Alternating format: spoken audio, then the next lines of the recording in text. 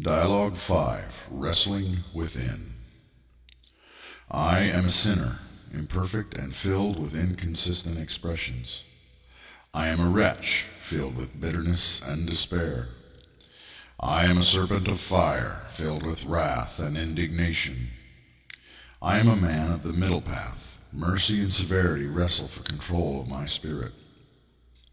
Yet it is said that I am a son of heaven, bound within this flesh for a higher purpose. But for all my aesthetic efforts, I cannot overcome the animal nature. I am in a form that does not easily yield to my better will or my spiritual ambitions. Every deadly sin I've committed, an infernal rage has consumed my mind on many an occasion.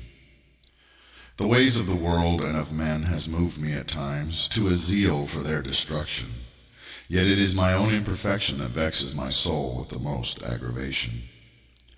The vilest poison to swallow is the amnesia of this existence. For somewhere deep within, I know that I was once free of this nastiness of the human condition, and I dearly pray that I shall know that freedom once again. Why, O God, did I surrender so lofty an estate for such lowly degradations? Is it really worth it? I sometimes question at great length. Doubt racks my soul, and I seek to avoid the pitfalls of those who came before me along this path so very overgrown with brambles and weeds. Can a man as afflicted and lacking as I still carry the banner and give voice to the lofty realms of spirit? Oh, the arrogance of one who questions! I expect to be swallowed by a whale and should avoid the sea for this very reason. Some will say, "You see, he confesses exactly what we suspected of him." But how can I withhold the truth from the one who knows me best? You, O Master of the above and the below, are well aware of my failings, and still you have asked of me that which seems impossible to accomplish. If your great ones of the past were unable to turn mankind from the road of perdition, how can I possibly succeed at this task? Dearly I love you, my God, most ancient soul. Your love and your holy rage I embrace as majestic wonders. When the lightning flashes, when the wind crashes as waves through the trees, I rejoice and sing of your great deeds of a distant age. When rain and hail beat upon the earth, my respect and my awe of your magnificent reign swells as a bonfire within me.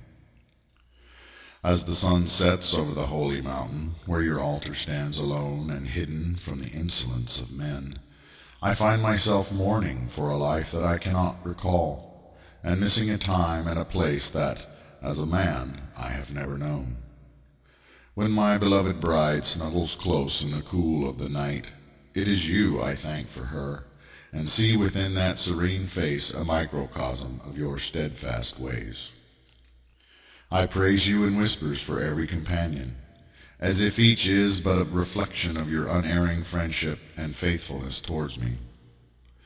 In the nuzzles and attentions of my sweet pets, even there I feel the presence of the Comforter, the caretaker of those that seek and serve before your cosmic throne in devotions of adoration.